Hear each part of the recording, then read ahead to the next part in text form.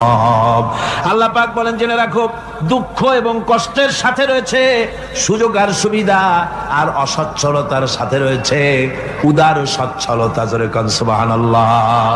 কাজে ভয় পাওয়ার কারণ নাই, হতাশ হওয়ার কারণ নাই। মন আশায় বুক বেঁধে রাখো। গুনাহ করেছো, হতাশ হয়ো না। যুবকদের গুনাহ করা স্বাভাবিক। ইউনিভার্সিটির ছাত্র, কলেজের ছাত্র, প্রফেসর, শিক্ষক, অফিসার ঘুষ খেয়েছেন, জিনা করা হয়েছে, মদ খাওয়া হয়েছে, মিথ্যা কথা বলা হয়েছে, যাই কিছু করেন না কেন ভয় পাওয়ার কারণ নাই, নিরাশ হওয়ার কোনো দরকার নাই। আল্লাহ পাক ডেকে বলেছেন, কুল ইয়া ইবাদিয়াল্লাযীনা আসরাফু আলা আনফুসিহিম লা তাকনাতু মির রাহমাতিল্লাহ। আরে আমার আল্লাহর মতো এত ভালো আর কেউ আছে? এত দরদ আর কারো আছে? আমার আল্লাহ বলেন, ও নবী আপনি শুনায় দেন, হে আল্লাহর বান্দারা, তোমরা যারা নিজেদের উপরে বাড়াবাড়ি করেছো, নিজেদের উপরে জুলুম করেছো, অত্যাচার করেছো, আমি আল্লাহর রহমত থেকে নিরাশ হয়ে যেও না। মানুষ যদি অপরাধ করে, বাপের সাথে অপরাধ করেছে, মায়ের সাথে অপরাধ করেছে, মা বাবা সন্তানের চাইতে এত বড় কল্যাণকামী তো আর কেউ নাই, কিন্তু মা বাবা কোনোদিন বলে না আয় আমার ছেলে তোরে মাফ করে দেই, এরকম বলে নাকি? মন চায় ছেলে যদি মাপ চাইতো, খুশি হয়ে মাফ করে দিতাম, কিন্তু কেন যে আসে না, ডাকে না যে আয় মাফ করে দেই। মা বাপ আপনাকে এত ভালোবাসে, সেই মা বাপও আপনাকে বলে না যে আয় মাফ করে দেই। আমার আল্লাহ হচ্ছেন এমন আল্লাহ, আল্লাহ রাব্বুল আলামিন ডাকেন, এ বান্দা খুন করেছিস ফিরে আয়, জিনা করেছিস ফিরে আয়, হত্যা করেছিস ফিরে আয়, চুরি করেছিস ফিরে আয়, কুফরি করেছিস ফিরে আয়, সুদ খেয়েছিস, ঘুষ খেয়েছিস, মদ খেয়েছিস ফিরে আয়, এসে আমার দরবারে চোখের পানি ফেল, আমার দরবারে কাঁদাকাটি কর। ইন্নাল্লাহা ইয়াগফিরুয যুনুবা জামিআ ইন্নাহু হুয়াল গফুরুর রহিম। আমার দরবারে চোখের পানি ফেলে কাঁদ, আমি রব্বুল আলামিন জিন্দেগীর গুনাহ মাফ করে দেব।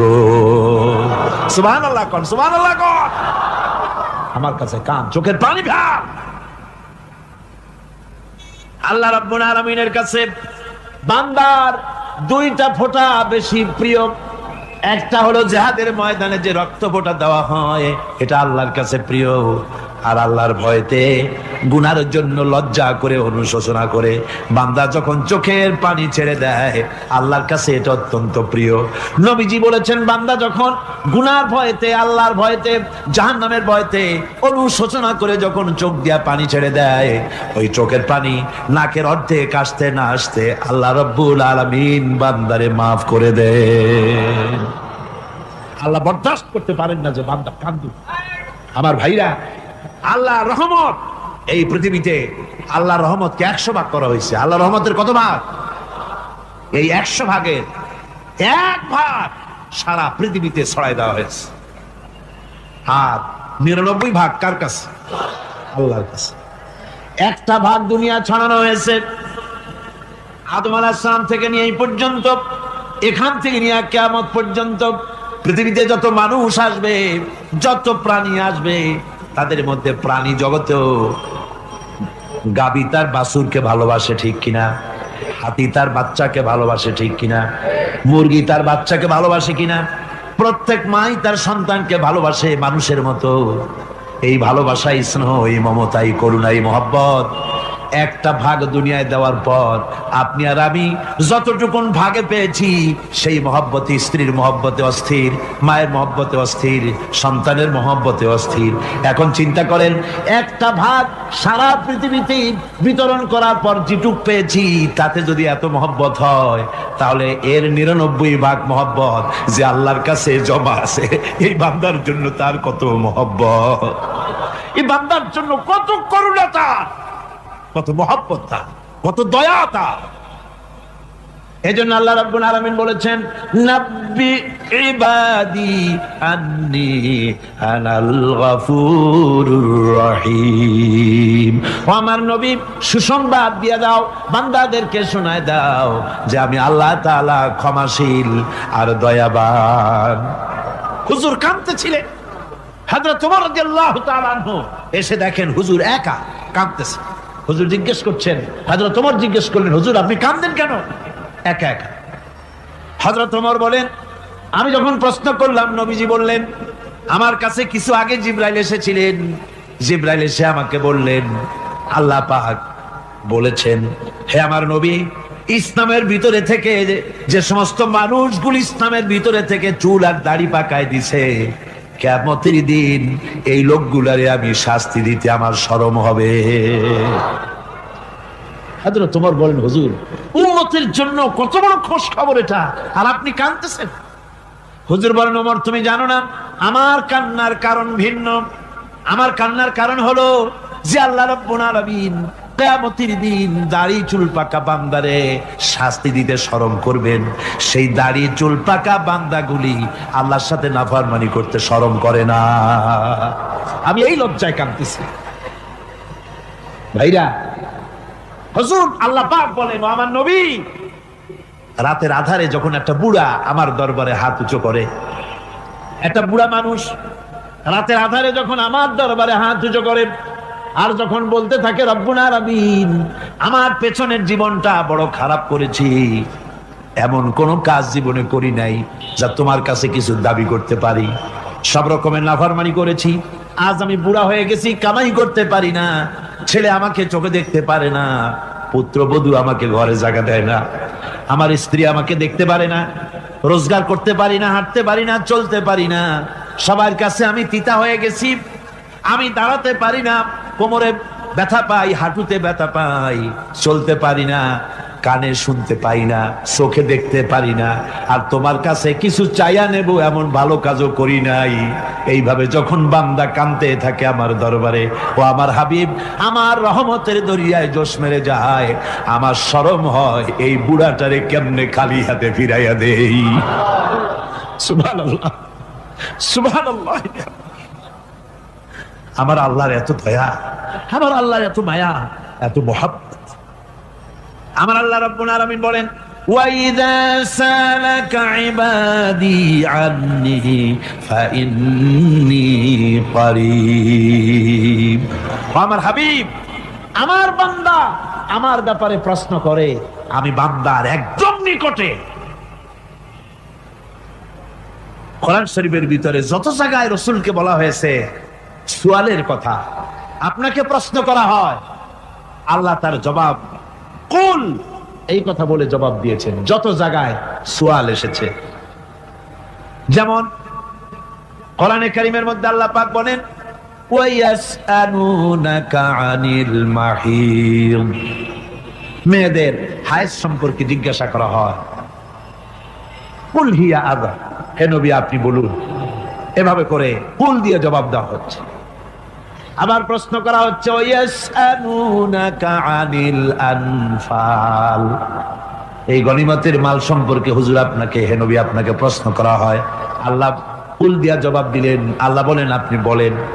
ওয়ায়াসআলুনাকা আনিল খামরি ওয়াল মাইসির, আল্লাহ পাক বলেন নবী আপনারে প্রশ্ন করা হয়, কুল ফিহিমা ইসমুন কাবীর, আল্লাহ কুল দিয়া বললেন তুমি বলো। আবার বলা হলো, ওয়ায়াসআলুনাকা আনিল আহিল্লা কুল হিয়া মাওয়াকিতু লিন্নাস, ও নবী আপনাকে প্রশ্ন করা হয় চাঁদের ক্রমবর্ধমান এবং ক্রমহ্রাস, এই যে বাড়ে আর কমে, পূর্ণিমা হয় অমাবস্যা হয়, কেন হয় আপনি বলুন। কুল, আপনি বলেন এটা আমি অক্ত এবং সময়, বছর আর দিন গণনা করার জন্য পৃথিবীবাসীদের জন্য বিনা পয়সায় একটা ক্যালেন্ডার বানাইয়া আকাশে ঝুলাই রেখেছি। এভাবে যত জায়গায় এসেছে আপনাকে প্রশ্ন করা হয়, তত জায়গায় আল্লাহ জবাব দিয়েছেন কুল, আপনি বলেন। গোটা কোরআন শরীফের ভিতরে এই একটি মাত্র জায়গা যেখানে বলা হয়েছে আপনাকে প্রশ্ন করা হয়, আল্লাহ এখানে বলতে পারতেন কুল, আপনি বলেন আল্লাহ তোমাদের নিকটবর্তী, এভাবে জবাব হয় নাই। এটা কায়দাটা হলো এই, আল্লাহ বলতেছেন ওয়াইজা সালাকা ইবাদি, ও আমার নবী প্রশ্ন তো আমার বান্দারা আমার ব্যাপারে করেছে, এবার আপনার জবাবের কোনো দরকার নাই, প্রশ্ন আমার ব্যাপারে, আমি নিজে জবাব দিয়ে দেই, ফা ইন্নী কারীব। ও বান্দা আমার ব্যাপারে প্রশ্ন করেছিস, জবাব আমি দেই, আমি তোর সবচাইতে বেশি নিকটে। সুবহানাল্লাহ, কত নিকটে? وَنَحْنُ أَقْرَبُ إِلَيْهِ مِنْ حَبْلِ الْوَرِيدِ। তোর যে রব, এই শাহরগের চাইতেও আমি তোর বেশি কাছে। সুবহানাল্লাহ। আমারে ডাক, আমারে ডাক, কলিজা দিয়া ডাক, অন্তর দিয়ে ডাক। মনের থেকে মানুষ যদি ডাকে, মুখের ডাক আর মনের ডাক এক জিনিস নয়। দিল সে জুবাত নিকলতি হ্যায়, असर रखती है पर नहीं मगर ताकते परवाज रखती है। দিল থেকে যে কথা বেরোয় তা প্রভাব বিস্তার করে, ডানা নাই কিন্তু ওড়ার ক্ষমতা রাখে। মনের কথাই ভিন্ন, মন থেকে, দিল থেকে, কলিজা থেকে, অন্তরের গভীর কন্দর থেকে মুহাব্বতের সাথে কেউ যদি একবার বলে আল্লাহ, বলেন আল্লাহ, আল্লাহ, আল্লাহ। আল্লাহ রাব্বুল আলামিন বলেন অন্তরের অন্তঃস্থল থেকে একটি বার যদি বান্দা বলেন আল্লাহ, আল্লাহ বলেন 70 বার সাড়া দিয়া জিজ্ঞেস করি, বান্দা কি চাও, আমি তোমার কাছে আছি। সুবহানাল্লাহ, আমি তোর একদম কাছে, কি চাস বল, বল আমার কাছে। এমন দয়াবান, এমন মেহেরবান, এমন আল্লাহ আমাদের। সে আল্লাহ রাব্বুল আলামিন তিনি বলছেন وَقَالَ رَبُّكُمْ উদউনি আস্তাজিব লাকুম। তোমাদের রব বলেছেন আমারে ডাকো, আমি আল্লাহ ডাকের সাড়া দিয়া দেব। সুবহানাল্লাহ। কারে ডাকতে হবে? কারে ডাকতে হবে? এই বিশাল জনসমুদ্র একটুকে চিল্লা কোন কারে রাখতে হবে? কোন পীর সাহেবকে নয়, আল্লাহর কসম কোন খাজা বাবাকে নয়, ডাকতে হবে কারে? চিল্লা কোন কারে? ওয়াকালা রাব্বুকুম উদউনি, তোমার রব তোমাকে বলতেছে আমারে ডাকো, আস্তাজিব লাকুম, আমারে ডাকবে আমি সাড়া দিয়ে দেব। সুবহানাল্লাহ। আল্লাহকে ডাকেন, কি চাই আপনার বলেন, কি চাই? আল্লাহর কাছে চান, আল্লাহ দিয়ে দিবে। দেওয়ার জায়গা আল্লাহর কাছে চাইবেন, আল্লাহ দিবেন। দেওয়ার জায়গা, চাওয়ার জায়গা হলো সেজদায় পড়ে যাবেন। আমার ভাইয়েরা জায়গাটা চিনায় দিলাম।